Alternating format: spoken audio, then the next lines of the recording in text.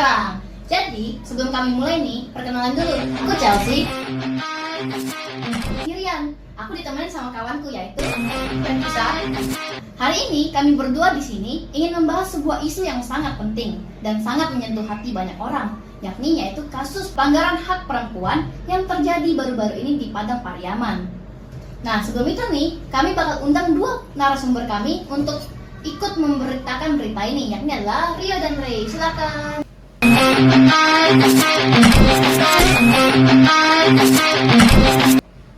Kasus yang kita bahas merupakan pembunuhan keji terhadap seorang perempuan bernama Septia Ananda yang ditemukan meninggal dengan kondisi tubuh dimutilasi, dan kasus ini tidak berdiri sendiri.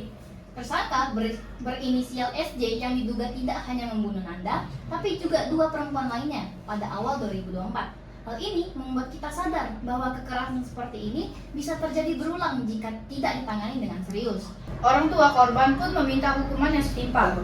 Bahkan ayah Nanda mengatakan ia siap dihukum jika boleh mengeksekusi langsung pelaku.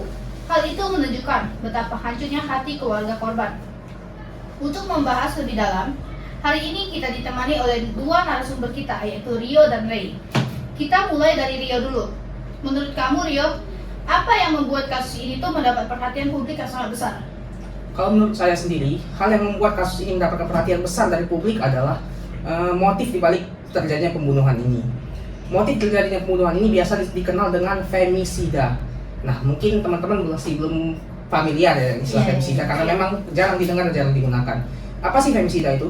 Femisida adalah motif pembunuhan yang dilakukan kepada perempuan berbasis kebencian gender, dendam dan kecemburuan, dan banyak kebencian lainnya. Setuju banget nih sama pendapatnya Rio. Kalau Ray, menurut kamu gimana nih peran masyarakat dalam merespon kasus ini? Menurut saya itu masyarakat harus aware bahwa kekerasan berbasis gender itu bukan urusan pribadi maupun rumah tangga. Terus juga korban juga harus berani bersuara dan juga kita harus membela dia. Komnas Perempuan mencatat sekitar 290 kasus femisida di Indonesia antara Oktober 2023 hingga Oktober 2024, naik hampir 30% dari tahun sebelumnya.